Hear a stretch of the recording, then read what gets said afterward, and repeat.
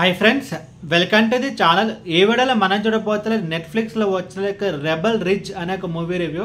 And ఈ movie మీరు చూడాలనుకుంటే నేను నెట్ఫ్లిక్స్లో తెలుగు డబ్డ్ వర్షన్ అయితే ఉంది. అండ్ ఈ మూవీ మొత్తం చూసిన తర్వాత నా ఒపీనియన్ చెప్పాలంటే నాకైతే పర్వాలేదు, చూడొచ్చు అనిపించలే, ఒక డీసెంట్ ఓటీటీ వాచ్.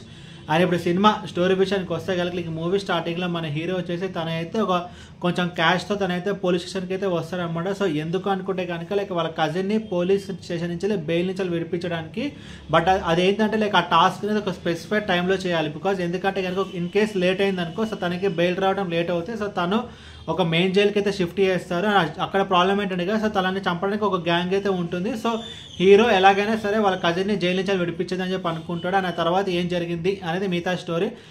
ముందుగా ఈ సినిమా ప్లస్ పాయింట్స్ గురించి మనం మాట్లాడుకుంటే కనుక స్టోరీ అండ్ స్క్రీన్ ప్లే ఆ రెండు బాగున్నాయి అని చెప్పడం కంటే కనుక మనకి ఎక్కడ మెజారిటీ ఆఫ్ ద మూవీ ఎక్కడ బోర్ కట్టకుండా అయితే మనకి తీయడం జరిగింది. ఇన్ఫాక్ట్ చెప్పాలంటే ఫస్ట్ సీన్ ఫస్ట్ షాట్లోనే ఈ మూవీలో డైరెక్ట్ స్టోరీకి అయితే వెళ్ళిపోతారు. అండ్ ఇంకొక ప్లస్ పాయింట్ ఈ మూవీలో మనం చూసుకుంటే కనుక ఈ మూవీ థీమ్ అయితే బాగుంది. ఈ మూవీ థీమ్ మనం చూసుకుంటే కనుక ఫేస్ ఆఫ్ అనే కాన్సెప్ట్. సో ఒక హీరో చేస్తారు ex military and government office, government police officer, ఒక కరప్ట్ పోలీస్ ఆఫీసర్స్, ఒక ఎక్స్ మిలిటరీ అండ్ ఒక పోలీస్ ఆఫీసర్స్ మధ్యలో ఈ థీమ్ అనమాట. సో అది మామూలుగా ఏంటంటే ఇలాంటి ఒక స్టోరీస్ ఏంటంటే ఒక యాక్షన్కి అయితే తీయడం అయితే జరుగుతుంది. బట్ ఈ మూవీ అలా కాదు, ఇది ఒక ఎమోషనల్ మూవీ. అండ్ ఇంకొక ప్లస్ పాయింట్ ఈ మూవీలో మనం చూసుకుంటే కనుక ఎవిడెన్స్ కలెక్టింగ్ అనే ఒక కాన్సెప్ట్ అయితే ఉంటుంది. సో ఆ కాన్సెప్ట్ అయితే కొంచెం బాగానే ఉంది. అండ్ మూవీలో యాక్షన్ సీక్వెన్సెస్ అయితే కొంచెం బాగానే ఉన్నాయి.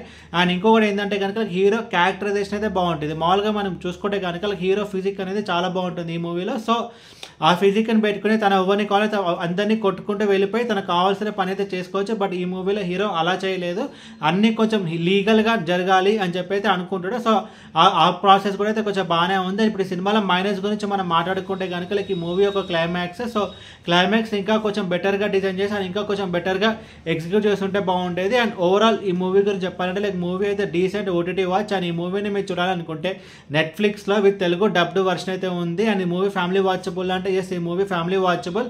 అడల్ట్ కంటెంట్ అయితే ఈ మూవీలో లేదు. అండ్ ఈ మూవీకి నేను ఇచ్చిన రేటింగ్ 2.25/5. ఏ వీడియో మీకు నచ్చితే కనుక లైక్ కొట్టి షేర్ చేసి మీ ఫ్రెండ్స్ సబ్స్క్రైబ్ చేయించండి. మీకు ఇంకా వేరే సినిమా రివ్యూస్ కింద కామెంట్ బాక్స్లో కామెంట్ చేయండి. Thank you.